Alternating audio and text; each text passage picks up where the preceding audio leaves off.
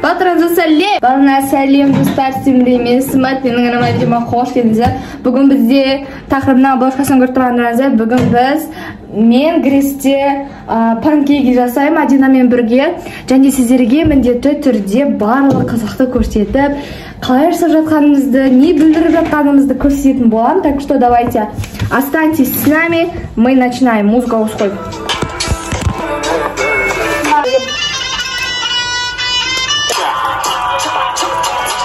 Проблем ой.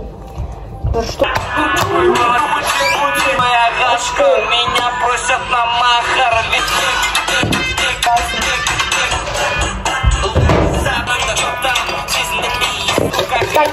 Жұмыртқа и қант қостық. Теперь молоко қосамыз. Аластап çıksak. Кырсаласыз.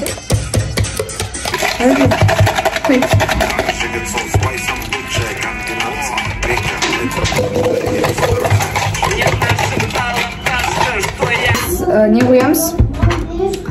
Музыка өшіп саламыз. Растительное масло 2 столовые ложка.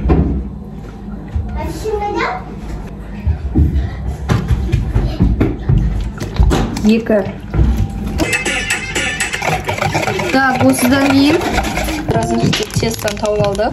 Осының 10 грамм қосу керек, başka 15 грамм. Вот. Ұн бұтқан ғой, ұн сатып алып осылай. Қазір біз қиятын боламыз. Ұнды қойдық, достар, цефаль деп жатырман білмейміз. Давай. Здравствуйте, теста қосады. Ağzına қалды. Жоқ, қоспағыда. Кішкене қалсын. Болды. 10 грамм беріп қол. Араластырамыз. Сковородка алдық. 5-ке қойдық. Қазір үлкен қасықпен құямыз. Үлкен қасықпен қойдық. Не ошым осылай май жағып алдық та қостық астын. Так, теперь қазір бұл кішкене тұра тұру керек. Міне осылардың алманы шықты. Мыналар шулап, в общем, Че мешаешь? Қазір піседі ғой, роллдың деп жатыр мыналар. Алимес, подожди. Знаешь что, точка-точкалар шығу керек көп. Міне, достар. Жаным болып шықты, сосын нормально. Суп қосайды, прям мягкий ғой андай. Мам қатты шықты. Біз болдық, наконец-то. Қараңыздар, бізде қандай очень красивый нені.